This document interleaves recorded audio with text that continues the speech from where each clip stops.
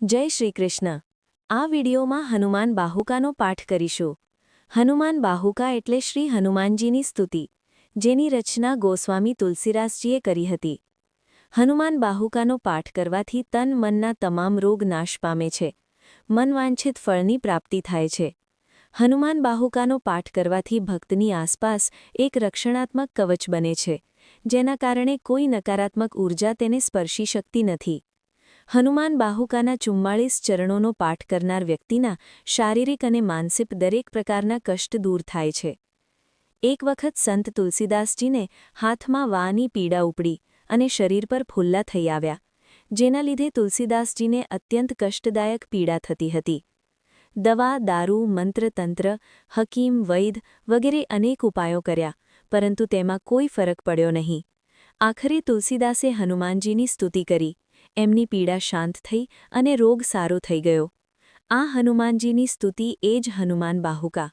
જ્યારે જીવનમાં દુઃખ, કષ્ટ, રોગ આવે ત્યારે સાચા મનથી ભક્તિભાવપૂર્વક આ પાઠ કરવાથી વ્યક્તિના તમામ કષ્ટો, રોગ, દુઃખ નાશ પામે છે।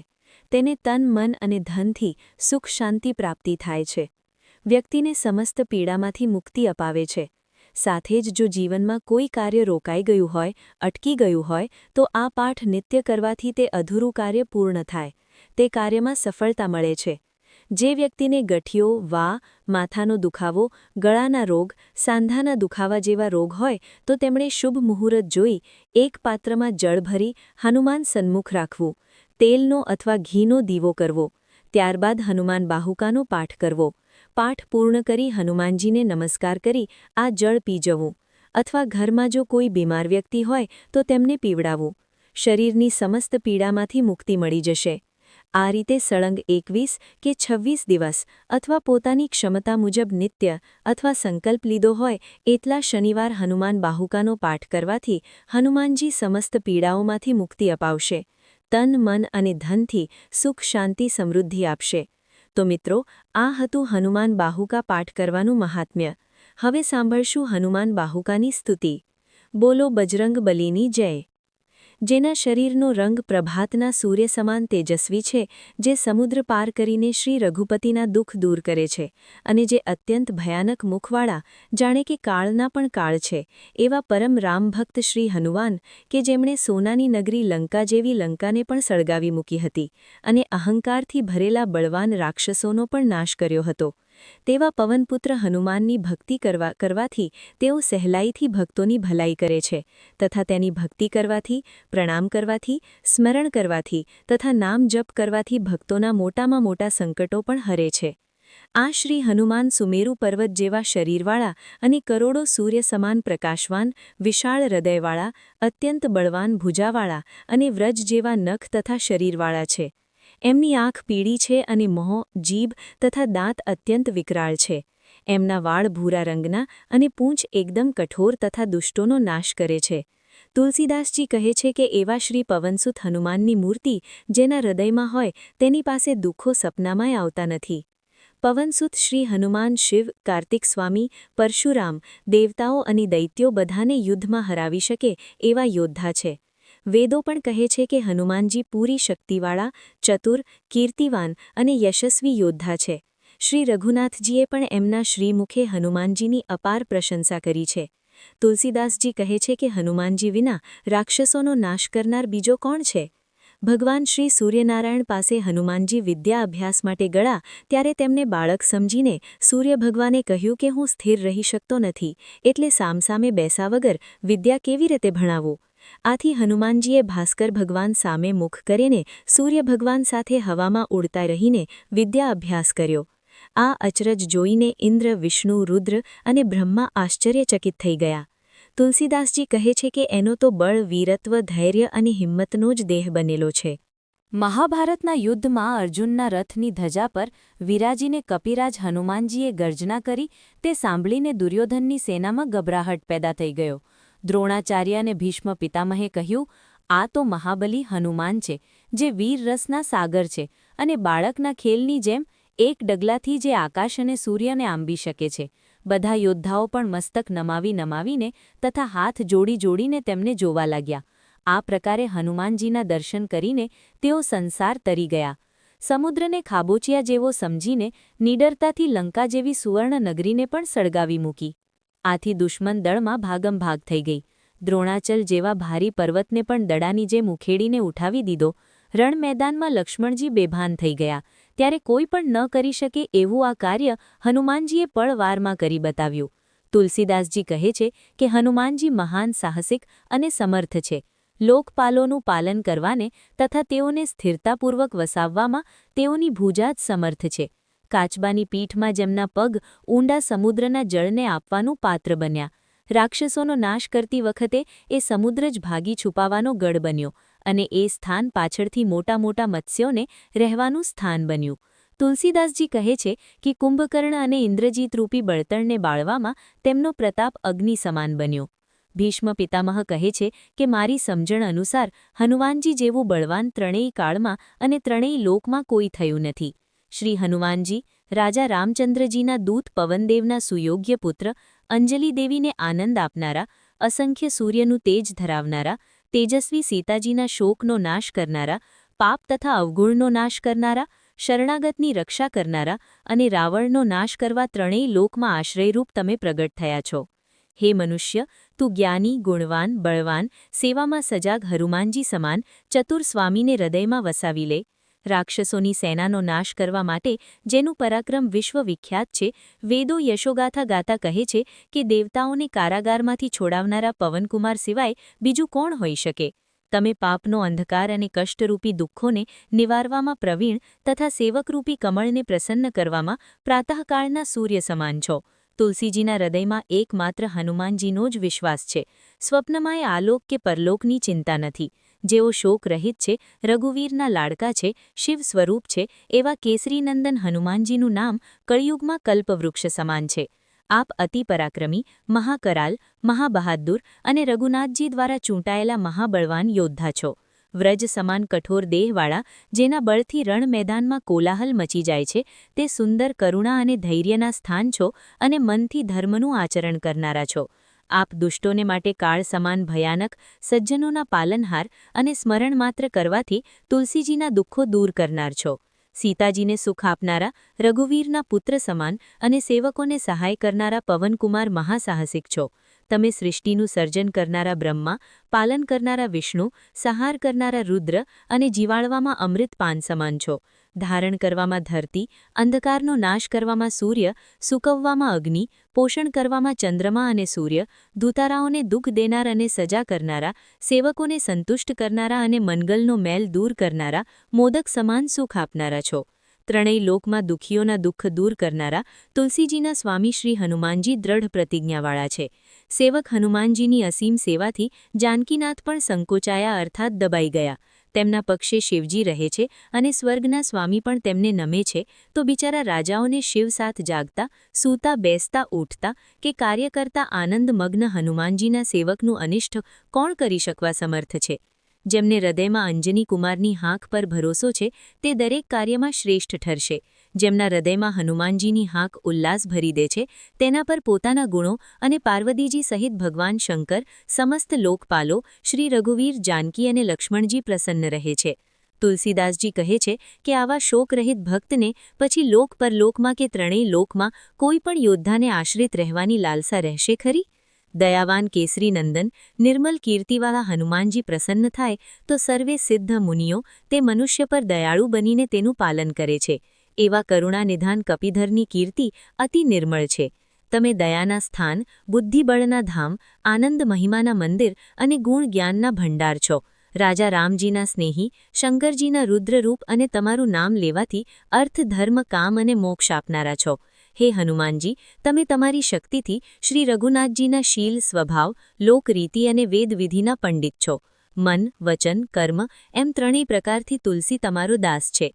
તમે ચતુર સ્વામી છો, અર્થાત બહાર અને અંદરની સર્વ બાબતોના જ્ઞાતા છો. હે કપિરાજ મહારાજ, રામચંદ્રજીનું કાર્ય મનથી પણ દુર્ગમ હતું, તે કાર્યને આપે દેહની શક્તિથી સુલભ કરી દીધું. હે કેસરી કિશોર, આપ દેવતાઓને કારાગૃહમાંથી છોડાવનારા અને સંગ્રામભૂમિમાં કોલાહલ મચાવનારા છો.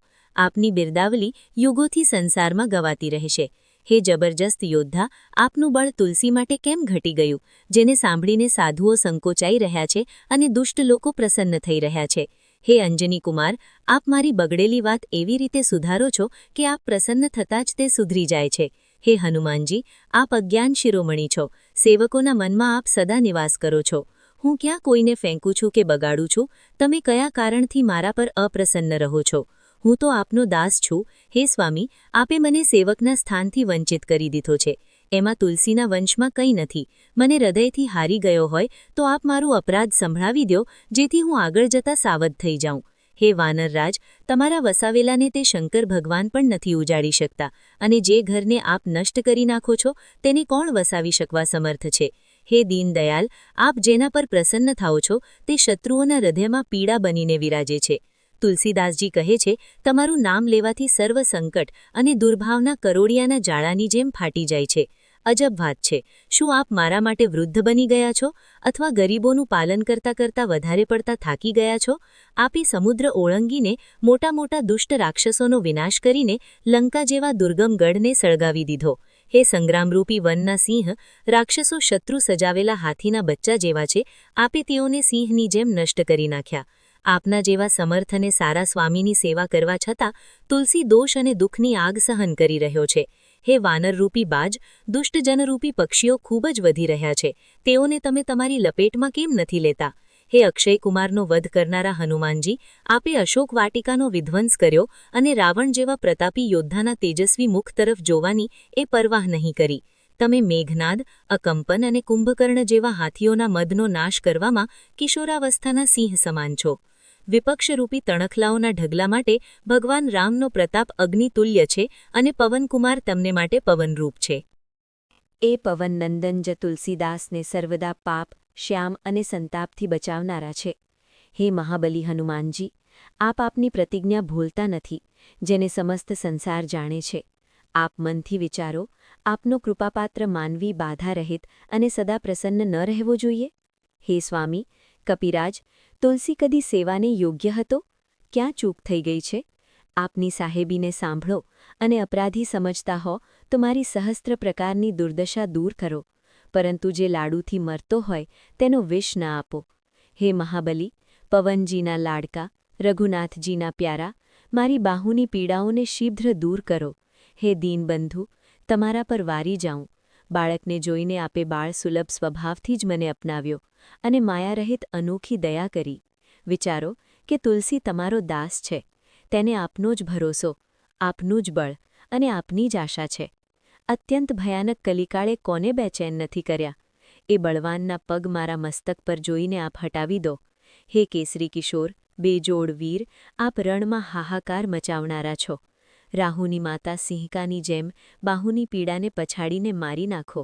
હે કેસરી કુમાર, આપ ઉજળી ગયેલા સુગ્રીવ વિભીષણને વસાવવાવાળા અને વસેલા રાવણને ઉજાડવાવાળા છો. તમારા એ બળનું સ્મરણ કરો. હે રામદૂત, રામચંદ્રજીના સેવકો માટે આપ કલ્પવૃક્ષ સમાન છો અને મારા જેવા દીન દુર્બલોનો તમારો જ સહારો છે. હે મહાવીર, તુલસીના માથા પર આપ જેવા સમર્થ સ્વામી વિદ્યમાન હોય છતાંય તે મરી રહ્યો છે. વારી જાઉં છું. મારી ભુજા વિશાળ તળાવ જેવી છે અને આ પીડા તેમાં રહેલા જળચરો જેવી છે. 100 મગરીઓ સમાન આ પીડાને પકડીને તેનું મુખ ફાડી નાખો. મારામાં રામચંદ્રજી તરફ સ્નેહી, રામચંદ્રજીની ભક્તિ, રામ લક્ષ્મણ અને જાનકીની કૃપાથી સાહસ, મુશ્કેલીઓ સામે લડવાની હિંમત છે. અતઃ મારા શોક સંકટોને દૂર કરો. આનંદરૂપી વાનર રોગરૂપી અપાર સમુદ્રને જોઈને મનમાં હિંમત હારી ગયા છે. જીવરૂપી જામવતને આપ પર પૂરો ભરોસો છે. હી કૃપાલુ, તુલસીના સુંદર પ્રેમરૂપી પર્વત પરથી કૂદો. શ્રેષ્ઠ સ્થાનરૂપી સુમેરી પર્વત પર બેઠેલા જીવરૂપી જામવંતજી પ્રતીક્ષા કરી રહ્યા છે. હે મહાબલી યોદ્ધા, મારી બાહુની પીડારૂપી લંકિનીને લાત મારીને કેમ નથી મારતા? લોક પરલોક અને ત્રણેય લોકમાં ચારે નેત્રોથી હું જોઉં છું કે આપ સમાન યોગ્ય કોઈ દેખાતું નથી. હે નાથ, કર્મ, કાળ, લોકપાલ તથા સંપૂર્ણ સ્થાવર જંગમ જીવ સમૂહ તમારા જ હાથમાં છે. તમારા મહિમાને વિચારો. હે દેવ, તુલસી તમારો નિકટનો સેવક છે. તેના હૃદયમાં તમારો નિવાસ છે અને એ ભારે દુઃખ અનુભવી રહ્યો છે. વાત વ્યાધિથી પીડિત બાહુની પીડા કવચની લાત સમાન છે. એનાથી ઉત્પન્ન થયેલી જળને શોધીને વાંદરી ખેલથી ઉખેડી નાખો. કર્મરૂપી ભયાનક કંસ રાજાના ભરોસે બકાસુરની બહેન પૂતના રાક્ષસી શું કોઈથી ડરવાની છે? બાળકોને મારવાથી ભયાનક લાગતી જેની લીલા કહી ન શકાય તેવી છે, તે પોતાના બાહુબળથી નાના બાળકોને છેતરશે. આપ જ વિચારીને જુઓ, એ સુંદર રૂપ લઈને આવી છે. જો તે આપ જેવા ગુણવાનના પાનારે પડશે તો તેના સર્વ પાપ ટળી જશે. હે મહાબલી કપિરાજ, તુલસીના બાહુની પીડા પૂતના રાક્ષસી સમાન છે અને આપ બાળકૃષ્ણ છો, એ આપના વારથી જ મરશે. આ કઠિન પીડા તાંત્રિકના પ્રતાપરૂપ છે કે સમય, ક્રોધ અથવા ત્રિદોષના મારા ભયંકર પાપોનું પરિણામ છે. દુઃખ કે છેતરપિંડીની છાયા છે? મારણા આદિ પ્રયોગ કે મંત્રતંત્રરૂપી વૃક્ષનું ફળ છે? અરે, મનની મેલી પાપ આપી પૂતના ભાગી જા, નહીં તો હું ડંકાની ચોટ પર કહું છું કે તું કપિરાજનો સ્વભાવ જાણીને પાગલ બની જઈશ. જો બાહુની પીડા રહે તો હું મહાવીર, બળવાન હનુમાનજીના સોગંદ આપું છું, અર્થાત હવે એ રહી શકે તેમ નથી. સિંહકાના બળનો સંહાર કરીને, સુરસાના છળને સુધારીને, લંકિનીને માર મારીને ફેંકી દીધી અને અશોક વાટિકાને ઉજાડી દીધી. લંકાપુરીને સળગાવી દઈને, મગરીને વિદીર્ણ કરીને, વારંવાર રાક્ષસ સેનાનો વિનાશ કરી દીધો. યમરાજનું ખડગ અર્થાત પડદા ફાડીને મેઘનાથની માતા અને રાવણની પટરાણી મંદોદરીને રાજમહેલની બહાર કાઢી. હે મહાબલી કપિરાજ, તુલસી બહુ વિચારમાં પડી ગયા છે કે કયા સંકોચમાં પડીને આપે કેવળ મારી બાહુની પીડાના ભયને નિવાર્યો નથી. હે વીર, આપના બાળપણના પરાક્રમ સાંભળી ધીર વજન પણ ભયભીત બની જાય છે. ઇન્દ્ર, સૂર્ય અને રાહુ પોતાના દેહની શોકરહિત બનીને વસે છે અને આપનું નામ લેતા કોઈનું દુઃખ રહી નથી શકતું. સામ, દામ અને ભેદ નીતિના વિધાન તથા વેદ પુરાણથી સિદ્ધ થયું છે કે ચોર સાહુકારની ચોટલી કપિનાથના હાથમાં રહેલી છે. તુલસીદાસજીના હાથની પીડા આટલા દિવસથી રહી છે એ આપની આળસને આભારી છે, અથવા ક્રોધ, પરિહાસ કે શિક્ષા છે. હે ગરીબોનું પાલન કરવાવાળા કૃપાનિધાન, હું ટુકડા અન્ન માટે દરિદ્ર વર્ષ થરથર ભટકતો હતો અને મને બોલાવીને પોતાના બાળક સમાન મારું પાલન પોષણ કર્યું છે. હે વીર અંજનીકુમાર, મુખ્યત્વે આપે જ મારી રક્ષા કરી છે. પોતાના સ્વજનને આપ ભૂલશો નહીં એનો મને ભરોસો છે. હે કપિરાજ, આજે આપ બધી રીતે સમર્થ છો. હું સાચું કહું છું કે તમારા જેવા ભલા 3 લોકમાં કોણ છે, પરંતુ મને એટલો પછતાવો થાય છે કે આ સેવક દુર્દશા સહી રહ્યો છે. છોકરાઓની રમતમાં ચકલીનું મૃત્યુ થઈ રહ્યું છે અને આપ તમાશો જોઈ રહ્યા છો. મારા જપ આપને લીધે કે શાપથી બાહુની પીડા વધી રહી છે, એ નથી કે કહેવાતી ને નથી સહેવાતી. અનેક ઔષધિ, યંત્ર, મંત્ર ટૂંચકા, દેવોની માનતા માની, પણ સર્વ વ્યર્થ ગયું. પીડા વધતી જ જાય છે. બ્રહ્મા, વિષ્ણુ, મહેશ, કર્મ, કાળ અને સંસારના સમૂહ જીવોમાં કોણ એવું છે કે જે તમારી આજ્ઞાને ન માનતા હોય? હે રામદૂત, તુલસી તમારો દાસ છે અને આપે તેને આપનો સેવક કહ્યો છે. હે વીર, આપની આ ઢીલ મને આ પીડાથી વધુ પીડિત કરી રહી છે. આપ રાજા રામચંદ્રજીના દૂત, પવનદેવના સુપુત્ર, બળવાન હાથ પગવાળા અને નિરાશ્રિતના સહાયક છો. આપના સુંદર યશની કથા વિખ્યાત છે. વેદ આપની યશોગાથા ગાય છે અને રાવણ જેવો ત્રિલોક વિજયી યોદ્ધો આપના મુક્કાથી ઘાયલ બની ગયો છે. આટલા મોટા યોગ્ય સ્વામીનો અનુગ્રહ પામવા છતાં આપનો શ્રેષ્ઠ સેવક તન, મન અને વચનથી દુઃખી થઈ રહ્યો છે. તુલસીને આ થોડીક બાહુની પીડાથી બહુ ગ્લાનિ થઈ રહી છે. મારા કયા પાપને લીધે કે ક્રોધથી આપનો પ્રત્યક્ષ પ્રભાવ લુપ્ત થઈ ગયો છે? દેવતા, પ્રેત, પિતૃ, કર્મ, કાળ અને દુષ્ટ ગ્રહનો પ્રભાવ બધા ભેગા થઈને મને પીડી રહ્યા છે. તમારા પર વારી જાઉં છું. હું તો નાનપણથી જ તમારા હાથે વિના મૂલ્ય વહેંચારી ગયો છું અને મેં મારા કપાળમાં રામ રામનો આધાર લખી દીધો છે. હાય રાજા રામચંદ્રજી, કોઈની એવી દશા થઈ છે કે અગસ્ત્ય મુનિનો સેવક ગાયની ખરી જેવા ખાબોચિયામાં ડૂબી ગયો હોય? બાહુની પીડારૂપ નીચ સુબાહુ, દેહથી આસક્તિરૂપ મારીચ, રક્ષા રાક્ષસ અને તાડકારૂપી મુખની પીડા રોગરૂપી રાક્ષસ સાથે મળી ગયા છે. હું રામ રામના જપરૂપી યજ્ઞ પ્રેમથી કરવા માંગુ છું, પણ કાલદૂત આ ભૂતો શું મારા કાબૂમાં રહે તેમ છે? સંસારમાં જેની મોટી નામના થઈ રહી છે તે મને બંને અક્ષર સ્મરણે કરવાથી તે મારી સહાયતા કરશે. હે તુલસી, તું તાડકાના વધ કરનારા મોટા યોદ્ધાનું સ્મરણ કર અને તેને પોતાના બાળનું નિશાન બનાવીને વડના ફળની જેમ ખોરવી દેશે. હું બાલ્યાવસ્થાથી જ સરળ મનથી રામચંદ્રજીનો બન્યો છું. મુખથી રામ નામ લેતા ટુકડો ટુકડો માંગીને ખાતો હતો.